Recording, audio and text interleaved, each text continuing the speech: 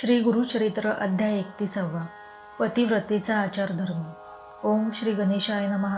श्री सरस्वते नमः. श्री गुरुभ्यो नमः. श्री कुलदेवताय नमः. सिद्धयोगी नामधारकाला म्हणाले, नामधारका, पतीच्या अकाली निधनामुळे शोकाकुल झालेल्या त्या स्त्रीचे सांत्वन करताना त्या ब्रह्मचारी तपस्व्याने स्त्रियांचा जो आचारधर्म सांगितला तो मी तुला सांगतो, लक्षपूर्वक ऐक. तो ब्रह्मचारी त्या स्त्रीला म्हणाला, पती जिवंत असताना किंवा त्याचे निधन झाले असता स्त्रीने काय करावे व काय करू नये ते मी सविस्तर सांगतो. तुला जे पसंत असेल ते तू कर. याविषयी स्कंदपुराणातील काशीखंडात एक कथा आहे, ती मी तुला सांगतो. एकदा नारद मुनी फिरत फिरत विंध्य पर्वताकडे गेले. नारदांना पाहताच त्यांचे उत्तम स्वागत केले. नारदांच्या तेजाने त्यांचा आंतरिक अंधार दूर झाला. विंध्याने नारदांचे यथोचित पूजन केले. तो म्हणाला, मुनिवर्य, आज आपल्या आगमनाने मी धन्य झालो आहे. माझे पूर्वपुण्य आज फळाला आले. विंध्याचे हे बोलणे ऐकून नारद मुनी जरा संचित झाले. त्यांनी मोठ्यांदा सुस्कारा सोडला. विंध्याने विचारले, देवर्षी, आपण कसली चिंता करता आहात? नारदांनी विचार केला, आता याला डिवसलेच पाहिजे. नारद मुनी म्हणाले, अरे विंध्या, तू खूप उंच आहेस हे खरे, पण सर्व पर्वतात मेरू पर्वत आधी उंच आहे. तू त्याच्या इतका उंच नाहीस, त्यामुळे मेरू पर्वत तुझा अपमान करतो आहे. त्यामुळे मी संचित झालो आहे. तुला हे सांगण्यासाठीच मी आज आलो होतो. असे सांगून नारद मुनी आकाशमार्गाने निघून गेले. नारद मुनी गेल्यावर विंध्य पर्वत अत्यंत उद्विग्न झाला, क्रुद्ध झाला. अहंकाराने तो ग्रासला. मेरू पर्वताचा तो द्वेष करू लागला. सूर्य मेरू पर्वताला सर्वश्रेष्ठ समजून रोज त्याला प्रदक्षिणा घालतो काय, पाहतोच आता. असा विचार करून तो उंच उंच वाढू लागला की जणू आपल्या शिखरांनी आकाशाचा अंत करावयास निघाला. सूर्याचा मार्ग थांबला. त्यामुळे पूर्वेला व उत्तरेला राहणारे लोक सूर्याच्या किरणांनी भाजून निघाले. दक्षिण व पश्चिम दिशेला सगळा अंधार. लोकांना सूर्य दिसेना. त्यामुळे सर्व यज्ञयाग बंद पडले. पंचयज्ञकर्माचा लोप झाला. त्यामुळे त्रैलोक्याचा थरकाप उडाला. सर्व देव भयभीत झाले. आता काय करावे? हे संकट कोण दूर करणार? असा प्रश्न त्यांच्यापुढे उभा राहिला. मग इंद्रादी सर्व देव ब्रह्मदेवाकडे गेले. ब्रह्मदेव त्यांना म्हणाले, देवांनो, मी तुमच्यावर प्रसन्न आहे. तुम्ही माझ्याकडे का आला आहात हे मला माहीत आहे. विंध्य पर्वत मेरू पर्वताशी स्पर्धा करत आहे. त्यामुळे त्याने सूर्याचा मार्ग रोखला आहे. पृथ्वीवरील यज्ञयाग बंद पडले आहेत. हे संकट दूर करण्यासाठी मी तुम्हाला एक उपाय सांगतो. अगस्त्य हे थोर तपस्वी आहेत. ते सध्या काशी क्षेत्री तपश्चर्या करीत आहेत. तुम्ही सर्वजण त्यांच्याकडे जा. ते तुमचे संकट निवारण करतील. ब्रह्मदेवांनी असे सांगितले असता सर्व देवांना आनंद झाला. मग ते देवगुरु बृहस्पती यांना बरोबर घेऊन काशी क्षेत्री अगस्त्य ऋषींच्याकडे गेले. अगस्त्यांचा तो शांत पवित्र आश्रम पाहून सर्व देवांना मोठे आश्चर्य वाटले. अगस्त्यांनी सर्व देवांचे उत्तम स्वागत केले. त्यावेळी सर्व देवांनी अगस्त्यांची व खास करून त्यांची पत्नी लोपामुद्रा हिची खूप प्रशंसा केली. देव म्हणाले, मुनिवर्य, आपण सर्व ऋषीमुनींमध्ये श्रेष्ठ आहात. आपण त्रैलोक्य ज्ञानी आहात. आपली प्रिय पत्नी लोपामुद्रा ही सुद्धा आपल्याप्रमाणेच पूज्य आहे. आपण साक्षात प्रणव आहात व लोपामुद्रा श्रुती आहे. आपण मूर्तिमंत ताप आहात व ती क्षमा आहे.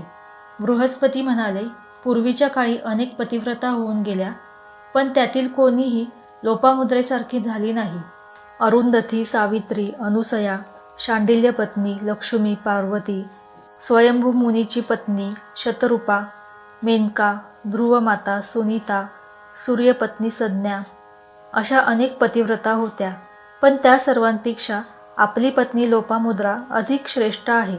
असे सांगून बृहस्पतींनी सर्व देवांना पतिव्रतेचा आचारधर्म सांगितला. बृहस्पती म्हणाले, पतिव्रतेने पतीच्या अगोदर भोजन करू नये. पती उभा असेल तर आपण उभे राहावे. पतीची कधीही अवज्ञा करू नये. पतीची अखंड सेवा करावी. पतिव्रतेने घरी आलेल्या अतिथीची सेवा करावी. मात्र दानधर्म करू नये. आपल्या पतीला मनोमन परमेश्वर मानावे. पती निजल्यानंतरच आपण निजावे. आपली वस्त्रे दूर ठेवावीत. पतीचा स्पर्श होईल अशा ठिकाणी ठेवू नयेत. पतीला नावाने हाक मारू नये. पती जागा होण्याअगोदर आपण उठावे. आपल्या पतीची नित्य पूजा करावी.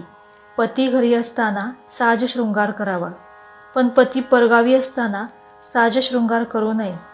पती रागावला तरी आपण कठोर बोलू नये, उलट उत्तर देऊ नये.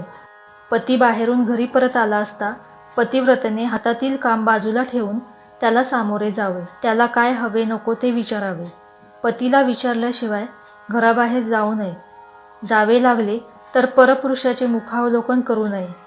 तसे केल्यास त्या स्त्रीला घुबडाच्या योनीत जन्म घ्यावा लागतो. पतिव्रतेने पतीचे उच्छिष्ट प्रसाद म्हणून सेवन करावे. पती घरी नसेल तर अतिथी धेनू प्रसाद घ्यावा. अतिथीला अन्न देऊन व गोपूजन करून मग आपण भोजन करावे. व्रत, उपवास इत्यादी गोष्टी पतीला विचारून कराव्यात. लग्न, यात्रा, उपवास इत्यादींविषयी हट्ट करू नये. पती संतुष्ट असताना आपण खिन्न बसू नये. पती खिन्न असेल तर आपण संतुष्ट राहू नये. पतिव्रतेने रजस्वला अवस्थेत असताना मौन पाळावे, बोलू नये, वेदमंत्र ऐकू नये. असे 4 दिवस आचरण केल्यानंतर सुस्नान करून पतीचे मुखावलोकन करावे. अशा वेळी पती घरी नसेल तर त्याचे ध्यान करावे व सूर्यदर्शन घेऊन घरात जावे. पतीला दीर्घायुष्य लाभावे म्हणून पतिव्रतेने कपाळी हळदी कुंकू लावावे. केसात सिंदूर लावावा. डोळ्यात काजळ घालावे, वेणी घालावी, सौभाग्यालंकार धारण करावे. पतिव्रतेने दुराचारी स्त्रियांशी संभाषण टाळावे. आपल्या पतीची व इतर लोकांची कधीही निंदा करू नये. सासू सासरे, दीर, नणंदा इत्यादींशी प्रेमाने वागावे. त्यांचा त्याग करून वेगळा संसार थाटू नये. तसे केल्यास श्वान योनीत जन्म घ्यावा लागेल. घरात वडीलधाऱ्या माणसांच्या समोर बसू नये. पतीला आवडणार नाही असे कोणतेही कार्य करू नये. पतीशी वादविवाद घालू नये. पतीला परमेश्वर मानावे. पतीच्या आवडीनुसार वस्त्रालंकार घ्यावे. दुसऱ्या घराची श्रीमंती पाहून आपल्या घराची निंदा करू नये. दुसऱ्याच्या वैभवाची अभिलाषा बाळगू नये. परपुरुषाची स्वप्नात सुद्धा वासना धरू नये. आपल्या पतीची सर्वतोपरी सेवा करावी. कारण पतिव्रतेसाठी पती हाच देव, गुरु, धर्म, तीर्थ असतो. तोच तिचे सर्वस्व असतो. अशी पतिव्रता ज्या घरी असते ते घर शिव मंदिरासमान असते. पतिव्रतेच्या अशा आदर्श आचरणामुळे तिच्या माहेरच्या 42 पिढ्या उद्धरून जातात. अशी पतिव्रता पुरुषाला शतजन्मातील पुण्याईनेच लाभते. अशा पतिव्रतेमुळे 4ही पुरुषार्थाची प्राप्ती होते. अशी पतिव्रता ज्या घरी नाही तेथे पुण्यकर्मे घडत नाहीत. यज्ञयागादी कर्मे होत नाहीत. पतिव्रता नसलेले घर साक्षात अरण्य होय.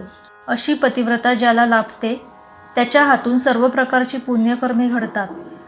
पतिव्रता स्त्री नसलेला पुरुष देव, पितृ कर्मे करण्यास पात्र ठरत नाही. पतिव्रतेचे दर्शन म्हणजे गंगा स्नान. ते ज्याला लाभते त्याची सप्तजन्मातील पापे नष्ट होतात. तो पावन होतो. बृहस्पतींनी सांगितलेला हा आचारधर्म जे श्रवण करतात त्यांना उत्तम गती प्राप्त होते, असे स्वतः सरस्वती गंगाधर सांगतात. अशा रीतीने श्री गुरुचरित्रामृतातील पतिव्रतेचा आचारधर्म नावाचा अध्याय 31वा समाप्त. श्री गुरुदत्तात्रयार्पणमस्तु. श्री स्वामी समर्थ. जय जय स्वामी समर्थ.